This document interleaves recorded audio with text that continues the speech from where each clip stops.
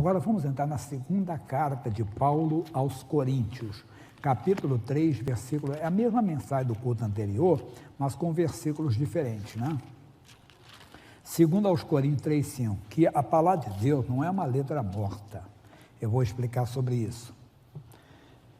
Diz assim, segundo aos Coríntios 3:5, não que sejamos capazes, por nós, de pensar alguma coisa como de nós mesmos, mas a nossa capacidade vem de Deus. A minha, a sua, a nossa capacidade vem de Deus. Nós não devemos limitar o poder de Deus. Eu dei o testemunho da irmã Liana, que passou na novela da Vida Real hoje, junto com o irmão Mário. O Mário é pastor nosso na Paraíba.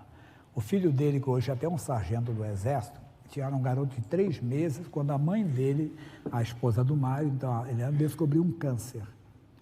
Se era um câncer de tireoide, um câncer, vamos dizer assim, mais comum, mas quando abriu tinha outra ainda, tinha no esôfago também, entrando no esôfago, foi coisa grave. E ele telefonou, sou pastor deles há muitos anos, ele ficou um tempo meio afastado um pouquinho, mas voltou a conhecer desde criança, o pai dele, o Mário Severino, além de ser um sapateiro de mão cheia, né? Era também um grande obreiro, um homem de Deus. Chegava aqui 4h30 da manhã, 4h05, era um dos primeiros a chegar, saía de casa lá do Itaim, que ele mora, no Camargo Novo, Camargo Velho. Ele saía cedinho e vinha para cá, obreiro dedicado, conheço ele há muitos anos. A primeira visita que eu fiz em São Paulo foi na casa dele, carnaval de 88. Então já tem 34 anos aí, indo para 35 anos. Eu brinquei que eu cheguei lá, qual era o almoço que fizeram para mim? Macarrão com galinha.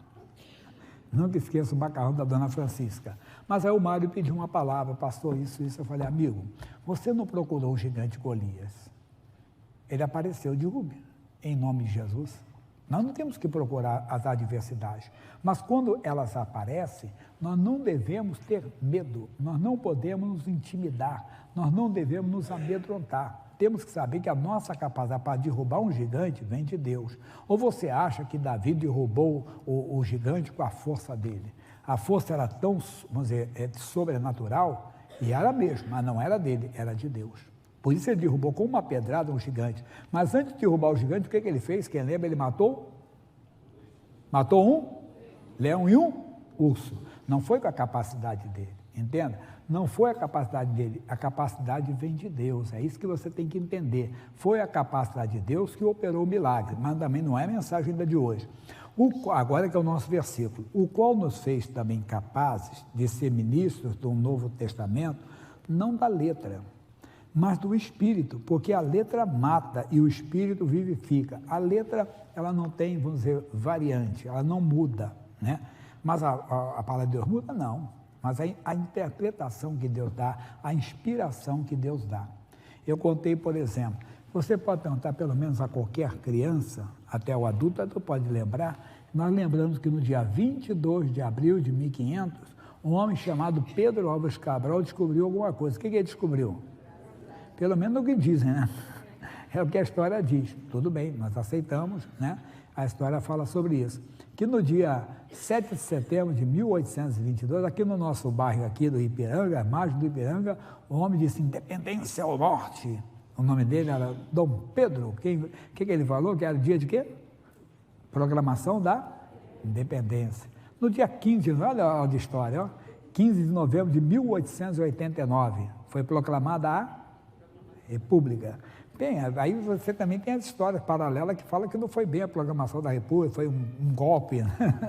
Mas não vamos entrar no mérito agora. Mas por que eu estou falando isso? Isso é letra, é decoreba, você decora. Na verdade, tem gente que é boa de memória. Tem o Davi, que eu falei, filho do missionário, o mais velho, quando ele era garotinho, você podia perguntar qualquer capital de qualquer país, ele falava. Ele tinha uma facilidade de guardar, tem gente que tem, uma capacidade também. Tudo isso é letra, é decoreba. Aqui é diferente. Nós temos que ficar atentos ao que Deus diz, ao que Deus fala na mensagem, que foi o que eu falei, Deuteronômio, capítulo 28, versículo 1. Você vê que eu comecei com um versículo diferente, mas voltei nele. E será que, se ouvires a voz do Senhor teu Deus, tendo cuidado de guardar todos os seus mandamentos que eu te ordeno hoje. É o que Deus fala hoje. Ele pode falar na mesma passagem bíblica Por isso, quando você vê, não, o Antigo Testamento não vale nada para a gente. Vale sim, quem falou isso errou. Mas engraçado que não gosta do Salmo 90, não gosta do Antigo Testamento, mas gosta do Salmo 23. Todo mundo recita, o Senhor é meu pastor. Então não recita não, que é o Antigo Testamento, não é verdade? Aquele que habita nos esconderijos do Altíssimo, a sombra do Onipotente, descansará. Também é Antigo Testamento. Mas não é isso. É que você tem que ficar atento ao que Deus fala naquela palavra, o que Deus fala hoje. No passado, a Bíblia nos mostra claramente uma coisa. Eles buscavam no deserto, entenda, no arraial, o maná que Deus mandava para eles. Era como uma semente de coentro, que tinha um sabor de hortelã. Aquilo era alimento para eles. Ali tinha tudo que eles precisavam. Mas eles ficaram meio enjoados daquilo. Mas eles tinham que buscar todo dia. Eles buscavam na segunda.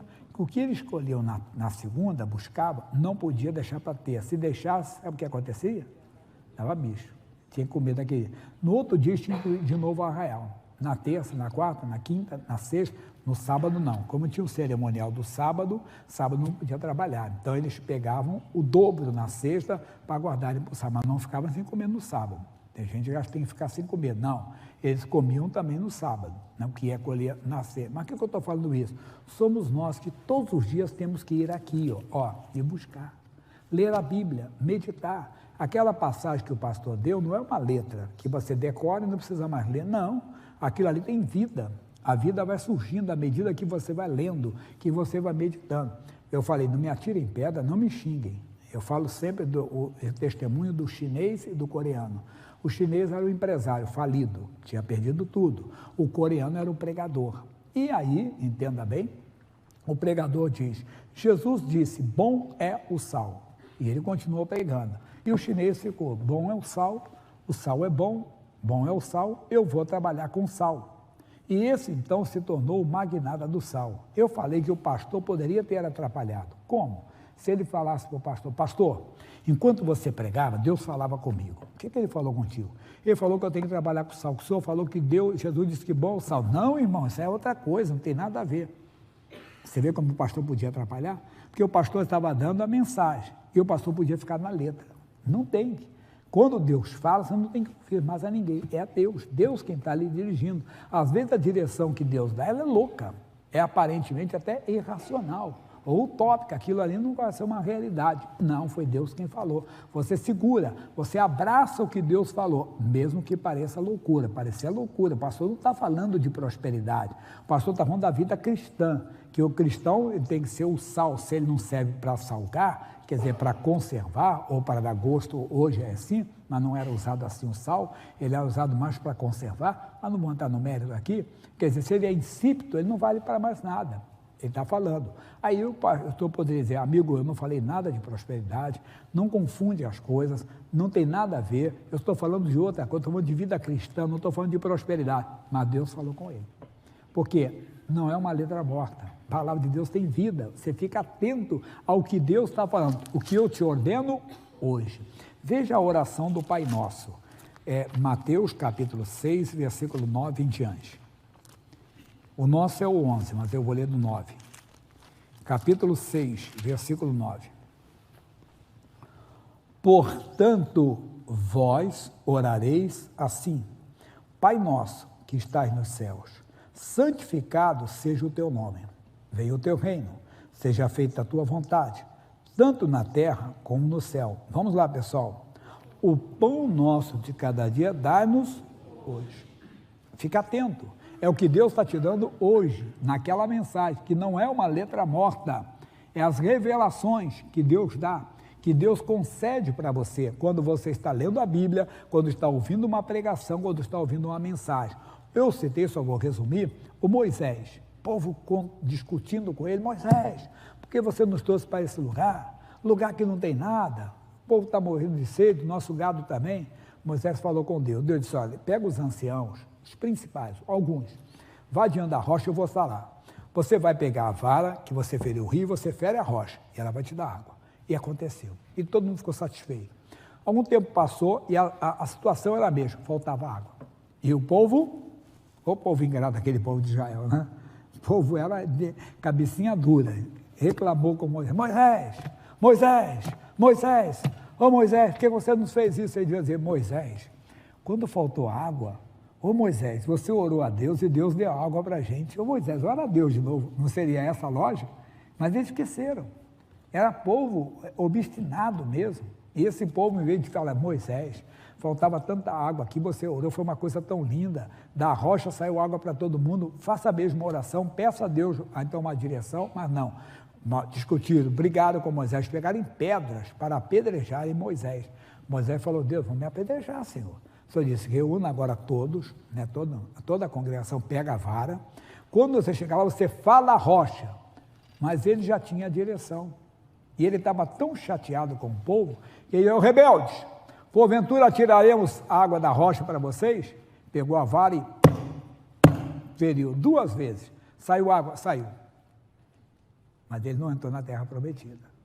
Tem gente que está até sendo abençoado, mas está ferindo a palavra. Cuidado, você pode perder o melhor de Deus. Moisés entrou, eu estava lendo hoje, eu estava até meditando sobre isso, né? Não peguei para vocês agora não, mas eu dou para você rapidinho.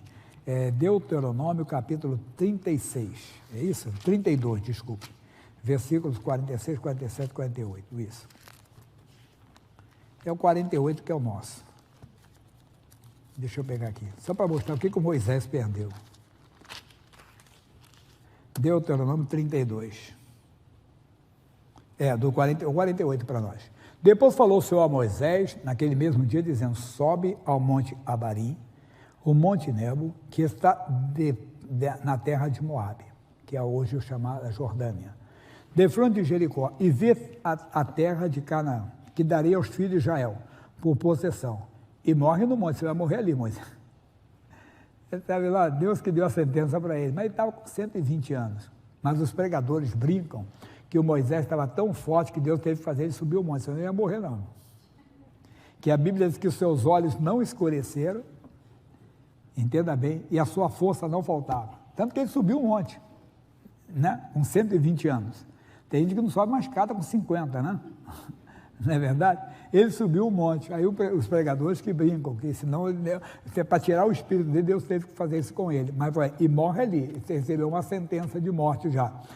Ao qual subirás e recolhe-te ao teu povo, como Arão, teu irmão, morreu no monte Or, que está se recolher ao povo. Porque prevaricaste, olha aqui Deus está dizendo para ele, prevaricaste contra mim, no meio dos filhos de Israel, nas águas da contenção em Cádiz, no deserto de Zim, pois não me santificaste no meio deles. Ô Moisés, ele chegou lá e veio santificar a Deus, falou, pessoal, não tem água, né? Vocês esqueceram que Deus nos deu água uma vez?